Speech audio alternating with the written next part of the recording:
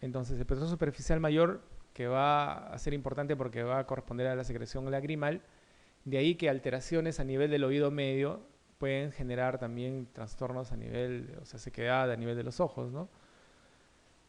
El nervio del músculo del estribo, como les decía, el reflejo, que va a estar en relación con la acomodación en las ondas sonoras, la famosa cuerda del tímpano, que se va a unir al nervio lingual, ¿no? Del glosofaringio, y va a dar la sensibilidad gustativa a los 2/3 anteriores de la lengua.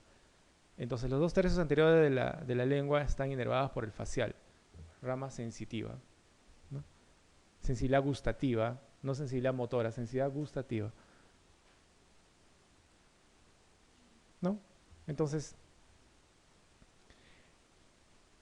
otra patología que puede generar trastorno a nivel del nervio facial es las famosas parálisis faciales. Y las parálisis faciales, como les decía, pueden ser centrales o pueden ser periféricas. ¿Cómo diferenciamos?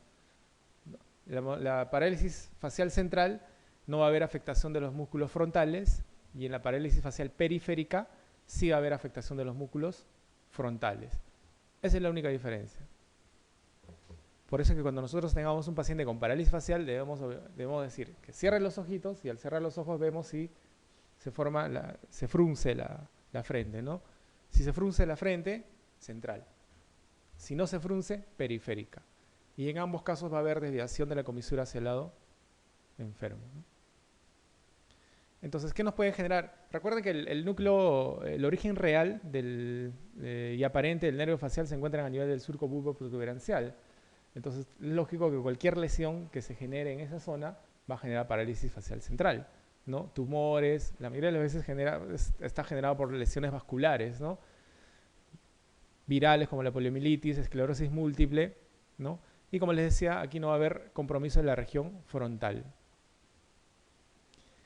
Y la parálisis facial periférica, que es la más frecuente, y la más frecuente es la idiopática o la de Bell, ¿no? Asociada a muchos factores, dentro de ellos el estrés, ¿no? La traumática, ¿no? Asociada a heridas o traumatismos craneales, ¿no es cierto? Que tienen que ver con por ejemplo, con la glándula parótida o los famosos LEFOR, ¿no? Sobre todo el LEFOR 1, perdón, el LEFOR 3 en este caso, ¿no? Que está más hacia superior. Tumorales, en el caso, por ejemplo, de un tumor de parótida, ¿no? El famoso síndrome de Ramsay-Hunt, que es una afectación propia del mismo nervio por la afectación neurológica del virus herpes zóster, en la otitis media aguda y en la otitis media crónica. ¿Por qué en la otitis media aguda? Ya hemos dicho que una otitis media aguda o crónica puede complicarse con por ejemplo, una otitis media supurativa, una mastoiditis. Y recuerden que el nervio facial está pasando por la parte posterior de la parte posterior, que es la mastoidea, ¿no? De la caja media. Síndrome de Menkes-Rosenthal o Hereford son, por ejemplo, la famosa fiebre uveoparotidia, que están asociadas a patologías reumatológicas, ¿no? Autoinmunes. La más frecuente es la parálisis idiopática o la famosa parálisis de Bell o Afrigiori, 40% del total. La teoría, las causas atribuyen a causas vasculares, causas virales, la característica es de inicio brusco y tienen un 80%, la evolución es benigna con recuperación completa, ¿no? Dura entre 15 a 6 meses, ¿no? Eso sí lo hemos visto, porque frecuentemente en la consulta siempre vienen esos pacientes, ¿no? Es muy frecuente. Y el diagnóstico lo hacemos a través de una electroneurografía y una electromiografía, ¿no? Para descartar cualquier lesión a nivel de la musculatura de la carita. Se genera un 60% de degeneración axonal, pero como les decía, el 80% de esos pacientes recuperan adecuadamente, ¿no? Y el tratamiento es empírico, ¿no? Corticoides. Empezamos con dexametasona endovenosa y luego continuamos con prednisona, ¿no? Entre no más de 15 días, ¿no? Y el tratamiento quirúrgico indicado para pacientes con 90% de degeneración se hace cirugía descompresiva, en el caso sea una tumoración, por ejemplo, ¿no? Si hay lesiones o secciones, se pueden hacer reemplazos del nervio facial, pero los resultados no son muy alentadores, ¿no? En este caso. Por ejemplo, cuando hay traumatismos faciales que generen lesiones a nivel del nervio no recupera al 100%, ¿no?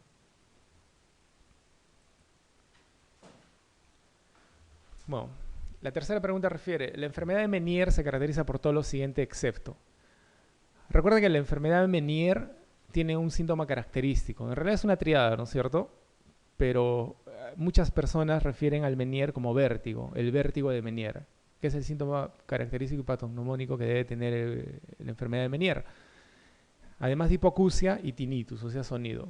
Entonces, Meniere, hipoacusia, ¿no?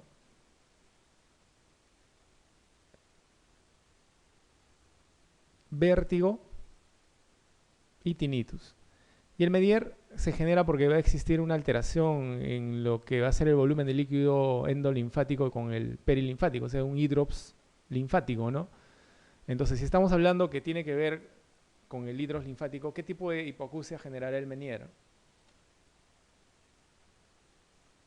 Recuerden que el hidrops, o sea, el líquido endolinfático y el perilinfático se encuentran en el oído interno. Y habíamos dicho que todo lo que esté en el oído interno va a generar hipoacusia de percepción. Y todo lo que esté en la caja media y conducto auditivo externo va a generar hipoacusia de conducción o de transmisión, ¿no? Entonces, el síndrome de Meniere se va a caracterizar por todo lo siguiente, excepto, dice, ¿no?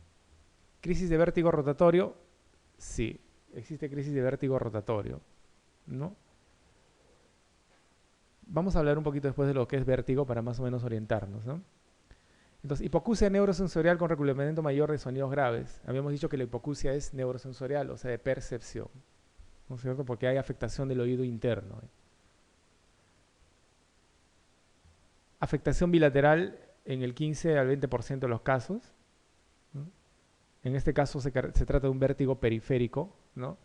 Y esta es y la característica del vértigo periférico es que es rotatorio y además cursa con estados de estabilidad, ¿no? O sea, durante la crisis el paciente se siente tranquilo y de una manera brusca nuevamente viene otra vez la sintomatología, ¿no? Fluctuación en la audición debido a la hipoacusia. Entonces, en el Meniere, como le decía, los estados intercrisis son estables, el paciente cede totalmente su sintomatología, pero de manera brusca puede volver a presentar el cuadro. Es una característica del Meniere.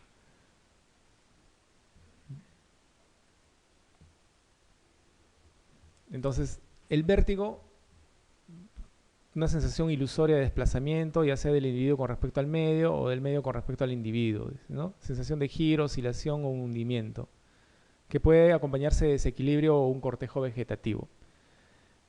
Todos dicen que no puede haber vértigo sin nistagmus, o no puede haber, pero sí puede haber nistagmus sin vértigo. Entonces el vértigo tiene otro componente importante que es el nistagmus, ¿no? El nistagmus, movimiento rápido e involuntario de los ojos. Entonces, como acá les decía, no existe vértigo sin desequilibrio y sin nistagmus, ¿no? Pero puede existir desequilibrio y nistagmus sin vértigo.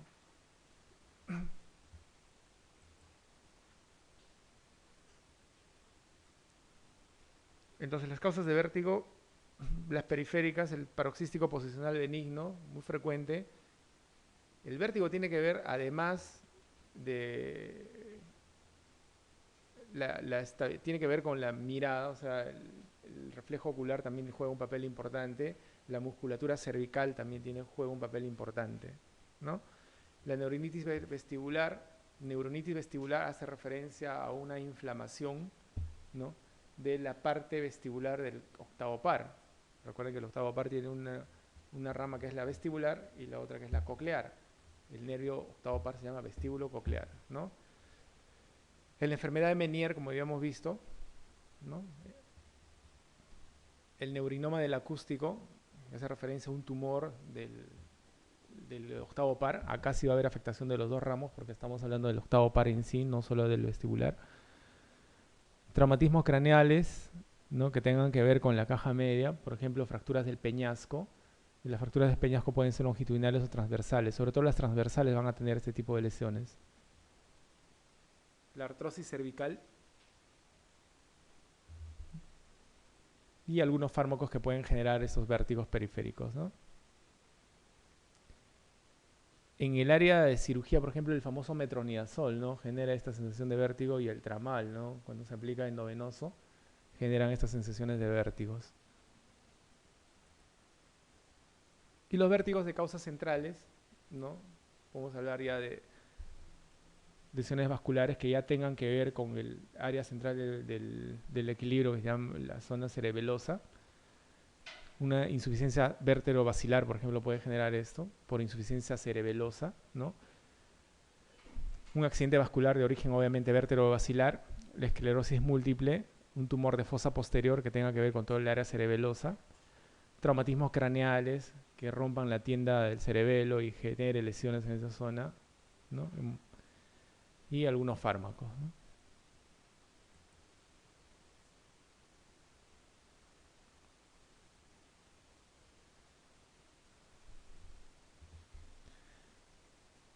Bueno, la cuarta pregunta, en el paciente mayor, desde la aparición de la triada otorrea, pseudomona, diabetes es sospechosa de diabético, todo lo que es diabético e inmunosuprimido, ya sea por VIH o por quimio o radioterapia, ¿no? Se van a ser asientos pues, de los gérmenes oportunistas, ¿no?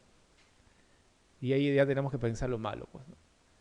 Entonces, pseudomona, diabetes, es sospechosa de otitis externa maligna. Y la otitis externa maligna es un tipo de infección, ¿no?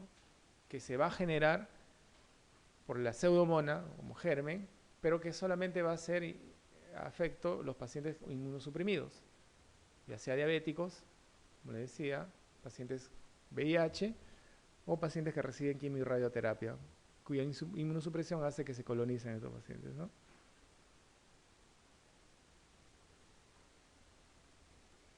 Recuerden que los diabéticos, por el componente microangiopático y neuropático, también van a generar diferentes tipos de complicaciones. Ahí está la colecistitis aguda enfisematosa, por ejemplo, en la cual la inflamación aguda de la vesícula va a generar, ¿no es cierto?, una gangrena inmediata en el paciente a nivel vesicular, producido por la pseudomona, la colonización, ¿no? Por el componente microangiopático que tiene los diabéticos, ¿no? Igual los inmunosuprimidos, ¿no? Por la baja defensa hace que se colonicen estos gérmenes, ¿no? El colesteatoma, como habíamos dicho inicialmente, se trata de la queratinización de las paredes de la caja media, ¿no? Que lo que condiciona más son complicaciones como perforación y sobreinfección, pero muy pocas veces van a generar una otitis externa maligna, ¿no? La otitis media necrótica, recuerden que el germen más frecuente para la otitis media es el neumococo, ¿no es cierto? Le sigue la Klebsiella. Pero existen algunas infecciones sobreagregadas, sobre todo pacientes en niños, por ejemplo, que sufren de sarampión o rubiola, en los que se agregaba una otitis asociada, ¿no? Obviamente la complicación en estos casos era la meningitis final. Entonces, a este tipo de casos, una otitis producida por la sarampión y la rubiola se denominaba otitis media necrótica. Es un tipo de otitis especial. Los granulomas eosinófilos, la histocitosis X, recuerden, es una infección granulocítica que genera proliferación histocitaria. Ahí tenemos tres síndromes, ¿no? Hanschule-Christian, pero que no viene al caso de revisarlos ahora, pero lo van a revisar en otro lado. Los pólipos del oído medio, los pólipos, recuerden, en el oído medio pueden ser pólipos de cerumen o pólipos inflamatorios que son proliferaciones de la mucosa, ¿no? En el oído medio. No tienen tendencia a la malignidad como sucede en otras partes del organismo, como en el colon o en el estómago o en la vesícula, no tiene nada que ver, ¿no? Son proliferaciones de la mucosa que sí pueden generar problemas en la audición y que pueden ser removidos quirúrgicamente, ¿no? No tienen tendencia. Entonces, la otitis externa maligna o necrotizante se ve en pacientes inmunosuprimidos o diabéticos, generalmente de edad avanzada. El germen causable es pseudomonas aeruginosa, ¿no? Afectación difusa con compromiso del pabellón auricular y las partes blandas adyacentes, ¿no? Puede generar abscesos, osteomielitis, tromboflebitis o meningitis, lo más complicado. Tratamiento de antibióticos sistémicos debería ser quirúrgico en caso sea necesario.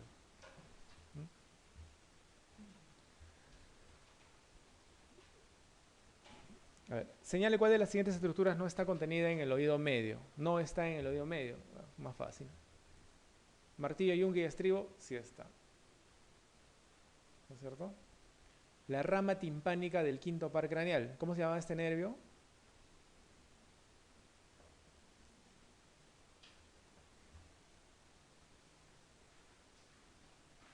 ¿Recuerdan?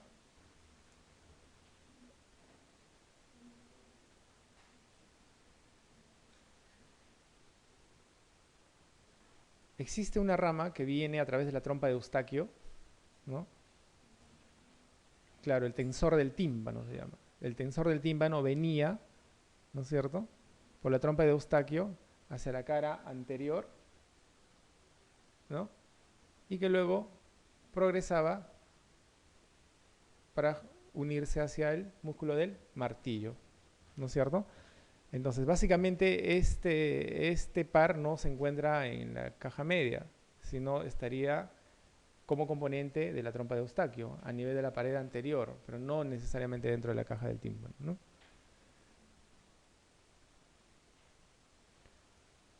Los músculos estapedio y tensor del tímpano, ¿no? Entonces, es el músculo el que sí está dentro, ¿no? El músculo tensor del tímpano y el músculo estapedio. Entonces, nosotros tenemos la cara anterior de inserción del músculo que sí va a ir hacia el martillo, ¿no es cierto? Y va a ser estimulado por el nervio que viene a través de la trompa de Eustaquio.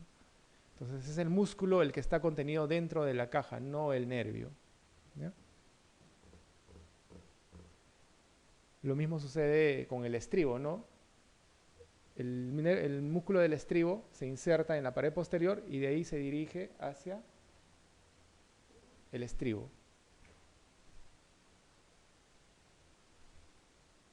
Nervio cuerda del tímpano, rama del séptimo par.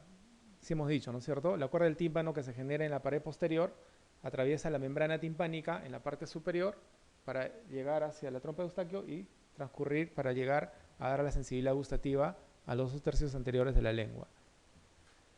El plexo timpánico y los nervios del promontorio. El plexo timpánico se encuentra en la cara interna, ¿no? En la cara medial. Entonces, ¿qué es lo que no se encuentra? La rama timpánica del quinto par craneal. Recuerden que el quinto par craneal es el que va a dar el nervio al músculo del martillo, ¿no? Recuerden, el martillo se agarra con las 5 manos, pero no es el nervio el que cruza, sino el nervio llega a través de la trompa de Eustaquio a la pared anterior y de la pared anterior aparece el músculo, ¿no es cierto?, tensor del tímpano que se va a dirigir recién hacia el martillo, estimulado por ese nervio, ¿no?, el tensor del tímpano. Entonces, ¿qué no está contenido en el oído medio?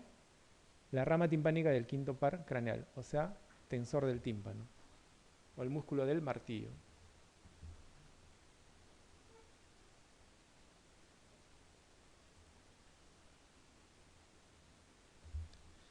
Muy bien, señale de los siguientes lo más importante en el diagnóstico de los trastornos del equilibrio. Ahora, cuando les hagan este tipo de preguntas, casi todas van a tener como respuesta la misma. Para todo, lo más importante es la anamnesis y la exploración clínica del paciente. Con una buena anamnesis y con un buen examen físico, nosotros podemos hacer diagnóstico de las diferentes patologías que podamos tener en el paciente.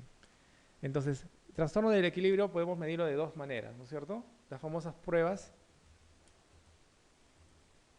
¿no? ¿Cómo exploramos el equilibrio? Las pruebas de posición, la famosa prueba de Romberg, ¿no es cierto? Entonces, la otra es con la de Romberg, la que ustedes saben, no sé, con los ojos cerrados, abrimos los brazos y el paciente va a generar alteraciones en el movimiento, ¿no?, dependiendo de la patología que vaya a tener. La marcha con los ojos cerrados, una marcha lineal, ¿no? La marcha simulada, cuando hay una alteración en la progresión aproximadamente mayor a 30 grados, según refiere, va a ser positiva. Y la prueba de los índices o de Bagrani, ¿no? Casi es una prueba de la marcha de los ojos cerrados y el índice, prueba de los índices son las que la mayoría de nosotros hacemos los fines de semana, ¿no? No nos cuadran a los policías. Entonces, esa es la manera más idónea de explorar el equilibrio, ¿no? Sencilla, y ahí podemos determinar si existe realmente un trastorno a nivel del equilibrio. Entonces, como ven, la audiometría nos sirve para valorar los potenciales evocados, ¿no?, tenemos dos pruebas, la de Ring y la Weber, que es la que ustedes sí tienen que saber, que más adelante lo vamos a ver que la van a preguntar. La impedanciometría, que nos mide los tonos que se transmiten, ¿no? La videonistamografía, que va a determinar la presencia o no de nistagmus, un lente oscuro que está conectado a una cámara y determina los movimientos de los ojos frente a estímulos, ya sea dolorosos, visuales, ¿no? O térmicos. Resonancia nuclear magnética, bueno, hace... ¿Qué años estamos? Desde el 2005 yo estoy acá en Lima. Y bueno, antes no era tan común pedir una resonancia magnética como ahora. Pues, ahora para todo pedimos resonancia magnética. Entonces, la disponibilidad también ya está, ¿no? Entonces la respuesta acá es la D, ¿no? Amnesia y exploración clínica. Entonces recuerden, probablemente no les venga ese tipo de preguntas, porque es muy fácil, muy regalada. Pero la respuesta siempre va a ser la misma cuando tengan qué es lo mejor en cuanto a evaluación, para el diagnóstico de un paciente, ¿no? Anamnesis y exploración clínica. ¿No?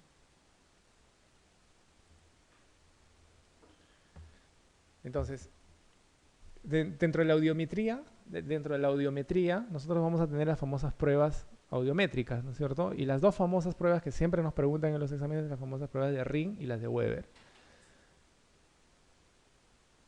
Tanto la Ring y Weber se sirve para determinar la factibilidad o la permeabilidad de la vía aérea versus la vía ósea.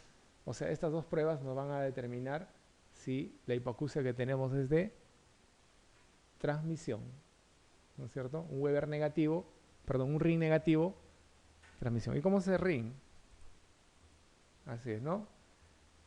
Ese es vía neuronal, o sea, mastoides acá y mastoides acá. A diferencia de Weber, que es mononeuronal, ¿no es cierto? Entonces, en el Ring, nosotros colocamos el diapasón a nivel de la mastoides y nos sirve para comparar la vía aérea versus la vía ósea. Ambas patologías de conducción, ¿ya? Entonces, si el Ring es negativo, ¿no? Significa que no va a haber progresión del sonido. Estamos frente a una hipoacusia de conducción o de transmisión. Y si el Ring es positivo, lo que significa que el paciente sí va a escuchar, ¿no es cierto? Tanto por vía aérea como por vía ósea, la hipoacusia va a ser de percepción. ¿No? Muy poco ya se hace estas pruebas, ¿eh? Todo ya sistematizado, así que metemos al paciente en una máquina, así como los oftalmólogos, ya nos sacan el diagnóstico. Y la de Weber, ¿no? Cuando es una hipoacusia de transmisión, o sea, de conducción, va a estar lateralizado hacia el lado enfermo, ¿no? Y cuando va a ser de percepción, el sonido se va a lateralizar hacia el lado sano. Este es el normal, hacia ambos lados. Ambos miden la vía, este mide la vía ósea, simplemente la ósea, y la Ring mide la vía aérea y la vía ósea. Ambas para hipoacusias de conducción.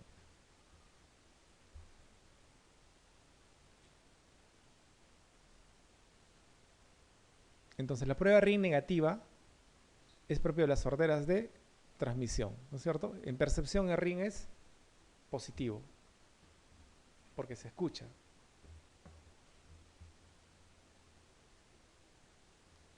La percepción del sonido a nivel de la vía ósea y aérea se está dada, ¿no? Entonces hablamos de hipoacusia de percepción en este caso.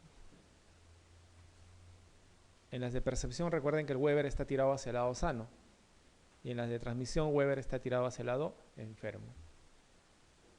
Entonces, para que se acuerden más o menos, Ring negativo y Weber positivo, transmisión.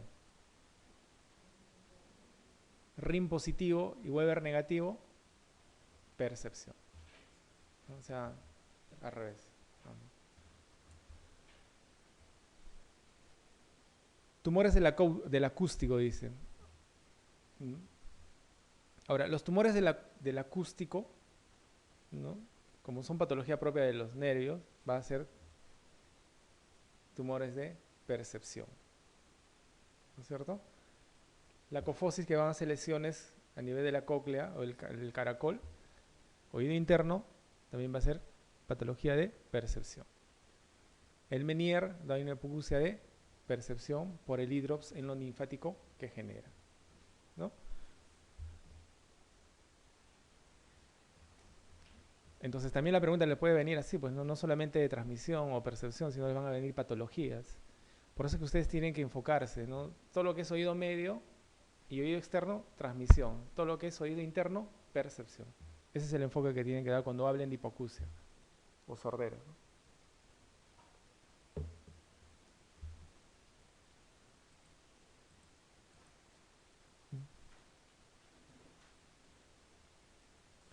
El tratamiento inmediato ante una perforación timpánica de origen traumático debe ser. No es muy frecuente las lesiones traumáticas a nivel de la membrana timpánica, ¿no? A no ser que se trate de, por ejemplo, de los niños o pacientes psiquiátricos, ¿no? Y la segunda, bueno, la traumática es la primera causa y la segunda causa son las infecciosas. En ambos casos, más del 80% tienen evolución favorable, o sea, revierte el problema. Entonces, en el caso de una perforación timpánica, la mayoría de las veces lo único que tenemos que tener es una conducta expectante, ¿no? Obviamente se debe dar tratamiento por antibióticos por vía oral, pero no para tratar la perforación, sino para tratar, por ejemplo, una sobreinfección cuando se trata de un traumatismo, ¿no? Cirugía inmediata no se realiza, cirugía porque, como les decía, más del 80% revierten, o sea, cierran espontáneamente. Tratamiento con gotas anestésicas locales. La membrana timpánica no es la que duele, sino lo que duele es el aumento de la presión en esa zona, lo que sí va a tener problemas en la audición, ¿no? Posteriormente, de tipo de conducción. Cierre con láser, o sea, crioterapia no se realiza, ¿no? Entonces acá la actitud es expectante, porque la mayoría de las veces cierra. Recuerden que la mayoría de las perforaciones se generan en la parte posterior y anteroinferior, ¿no? Y si nosotros vamos a hacer un drenaje de una otitis purulenta media, por ejemplo, tenemos que buscar esta zona. Porque recuerden que por acá está el músculo del martillo, la protrusión del músculo del martillo, la pars flácida que está por acá, y el nervio cuerda del tímpano que está pasando por acá, ¿no es cierto? Recuerden que este recuento anatómico importante. Eso también les preguntan, ¿no?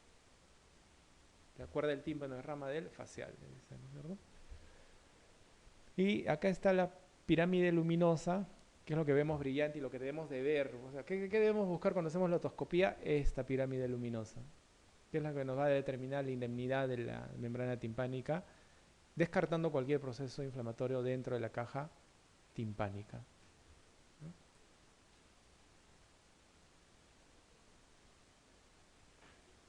Barotraumas también pueden generar lesiones traumáticas a nivel de la membrana timpánica y generar la lesión de esta, ¿no? Entonces lo más frecuente es esto, ¿no? Generamos traumatismo usando los hisopos o los cotonetes, ¿no? Y como les decía, la parte más frecuentemente comprometida es esta zona, ¿no? La actitud es expectante, definitivamente. Salvo casos complicaciones en las que sí se puede hacer una timpanoplastía, pero una vez que sea todo el proceso inflamatorio que se dé, ¿no?